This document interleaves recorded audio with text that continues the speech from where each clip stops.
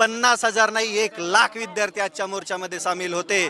MPSC ची जी online परीक्षा घेण्याचा घाट इथल्या सरकारने घातलेला आहे, इथल्या व्यवस्थेने घातलेला आहे। तो लवकरात MPSC ची जी ऑफलाईन परीक्षा होते ती ऑफलाईन परीक्षा व्हावी ही पहिली मुख्य मागणी आहे। दुसरी मागणी आहे, हे जे पेपर फुटीचे प्रकार चालू आहेत, आमदार फोडले, खासदार फोडले, आता पेपर फोडायला चालू केलं यांनी। यांच्या पोलीस भरती सप्टेंबरच्या आधी जाहीर झालीच पाहिजे।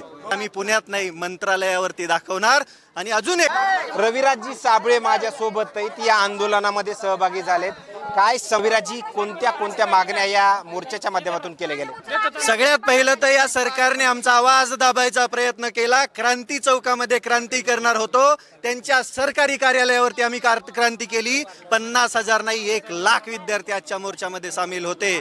या विद्यार्थ्यांची मागणी जी आहे ती मागणी पहिली मागणी आहे, MPSC ची जी ऑनलाईन परीक्षा घेण्याचा घाट इथल्या सरकारने घातलेला आहे, इथल्या व्यवस्थेने घातलेला आहे। तो लवकरात लवकर बंद करावा। आणि जी पूर्ववत परीक्षा आहे, MPSC ची जी ऑफलाईन परीक्षा होते ती ऑफलाईन परीक्षा व्हावी ही पहिली मुख्य मागणी आहे। दुसरी मागणी आहे, हे जे पेपर फुटीचे प्रकार चालू आहेत, आमदार फोडले, खासदार फोडले, आता पेपर फोडायला चालू केलं यांनी।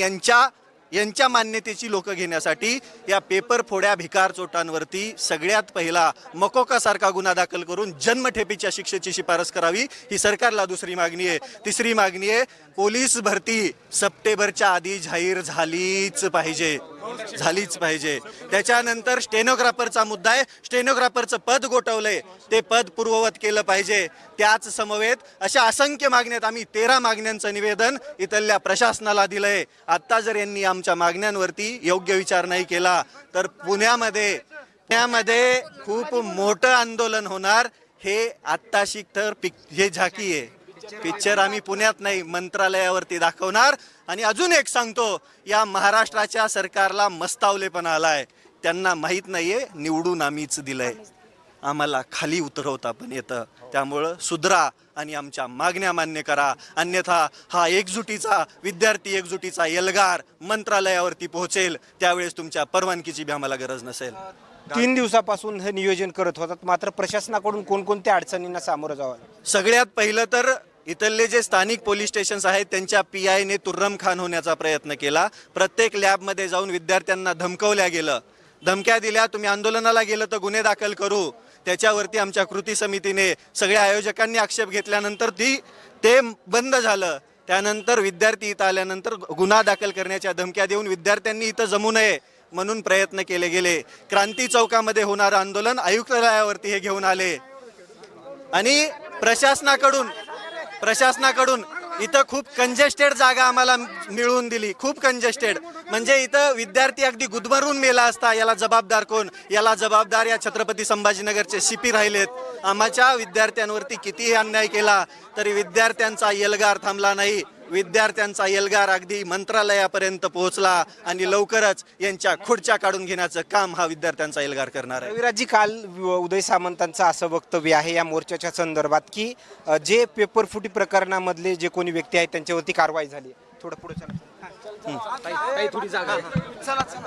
त्यांच्यावर किती कारवाई झाली? उदय सामंतांचं तुमच्या मोर्चा संदर्भातलं वक्तव्य, यांच्यावर काय कारवाई होणार आहे? हे 2 दिवस जेलात टाकणार, नंतर सोडून देणार, पैसे दिले की। या लोकांना सर्वात पहिलं ह्या पेपर फोड्यांवरती सेपरेट कलम कायदे कानून आणून याच्यावरती जन्मठेपेसारखी शिक्षा यांना दिली पाहिजे, तेव्हाच हे प्रकार थांबणार आहेत। अभिजित दिपके यांचं देखील आंदोलन पुण्यामध्ये झालं, दिल्लीमध्ये देखील होतंय, मात्र हे सरकार कशा पद्धतीनं मध्ये तुमचं आंदोलन असो किंवा दिपकेंचं आंदोलन असो त्याकडे कसं पाहता?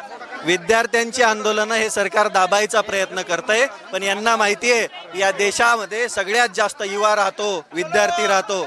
हे विद्यार्थी जर परत सगळ्या ठिकाणी रस्त्यावरती उतरले तर नंतर तुम्हाला महागात पडणार आहे। त्याच्यामुळं लवकरात लवकर आमच्या मागण्या मान्य करा आणि आम्हाला न्याय द्या। फडणवीसांचं या आंदोलनासंदर्भात मात्र तुमच्या कोणतंही वक्तव्य आलं? बिळात बसलेला उंदीर आहे, त्याबद्दल काय बोलावं? होते रविराजजी साबळे, त्यांच्या आलेल्या प्रतिक्रिया साबळ्यांच्या काय सांगून जातात हे नक्कीच समजलं असेल। आणखीन काही नवीन अपडेट्स मिळतील का हेही पाहणं तेवढंच महत्त्वाचं ठरणार आहे। कॅमेरामॅन रवींद्र शेफ सोबत सूरज मीडिया, संभाजीनगर।